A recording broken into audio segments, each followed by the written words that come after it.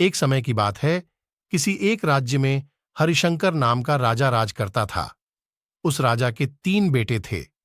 उसकी ख्वाहिश थी कि वह उसका सबसे काबिल बेटा उसकी राजगद्दी संभाले, लेकिन वह इस बात लेकर संशय में था कि तीनों में से किसे वह अपना राजपाट सौंपे। एक दिन राजा को एक तरकीब सूझी।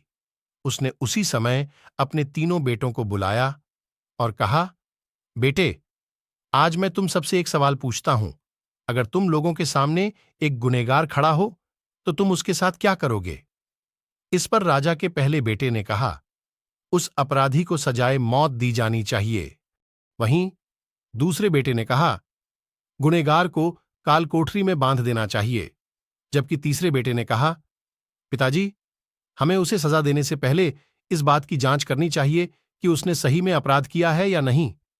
इस पर राजा के तीसरे बेटे ने सभी को एक कहानी सुनाई। एक राजा था जिसके पास एक बुद्धिमान तोता था।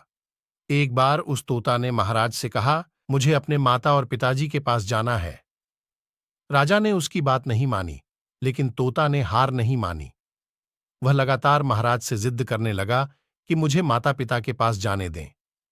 अंत में राजा ने तोता की बात मान ली और कहा, ठीक है, तुम अपने माता पिता से मिलकर आओ, लेकिन वहां ज्यादा दिन नहीं रुकना।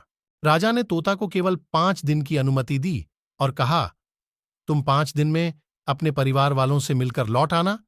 इसके बाद तोता 5 दिन के लिए अपने माता पिता के पास चला गया। छठे दिन जब वह राजा के पास लौट रहा था तो उसने सोचा कि क्यों ना वह महाराज के लिए कुछ उपहार ले लिया जाए। फिर वह पर्वत की ओर निकल पड़ा। दरअसल वह महाराज के लिए अमृत फल लेना चाहता था। वहां पहुंचते पहुंचते रात हो गई। तोता ने पर्वत पर पहुंचकर फल तो ले लिया, लेकिन रात हो जाने के कारण वह आगे नहीं बढ़ा और वहीं रुक गया। उस रात जब तोता सो रहा था, तभी एक सांप वहां आया और उसने राजा के लिए गए अमृत फल को खाने लगा। सांप ने फल को खाया, इस कारण उस फल में जहर फैल गया था। हालांकि तोते को इस बात की भनक तक नहीं थी। अगली सुबह जब वह जगा तो फल लेकर महल की ओर चल पड़ा। जब वह महल पहुंचा तो खुशी खुशी सीधे राजा के पास गया और कहा, महाराज, मैं आपके लिए यह अमृत फल लेकर आया हूं। आप इसे खाएंगे तो सदा के लिए अमर हो जाएंगे। यह सुनकर राजा काफी प्रसन्न हुए। उन्होंने तुरंत उस अमृत फल को खाने के लिए मांगा। इस पर एक मंत्री ने कहा, जरा रुकिए महाराज, आप इस फल को बिना जांच किए कैसे खा सकते हैं? एक बार यह देख तो लीजिए कि तोता द्वारा लाया गया यह अमृत फल सही है या नहीं। राजा उस मंत्री की बात से सहमत हुआ और कहा कि तुरंत इस फल को एक कुत्ते को खिलाया जाए। राजा का आदेश पाकर सैनिक ने फल का एक टुकड़ा कुत्ते को खिलाया। फल खाते ही कुत्ते की मौत हो गई। ये देख राजा गुस्से से आग बबूला हो गया। उसने क्रोध में आकर तलवार से तोता के सिर को काट दिया, साथ ही फल को फेंकवा दिया। कुछ साल बाद ठीक उसी स्थान पर एक पौधा निकल आया। यह देख राजा को लगा कि यह उसी जहरीले फल का पौधा है। उसने सभी को आदेश दिया कि उस पेड़ का फल कोई नहीं खाएगा। कुछ दिन बाद एक वृद्ध व्यक्ति उस पेड़ के नीचे आराम करने के लिए रुका। उसे भूख भी काफी जोर से लगी थी। उसने उसी पेड़ से फल तोड़ा और खाने लगा।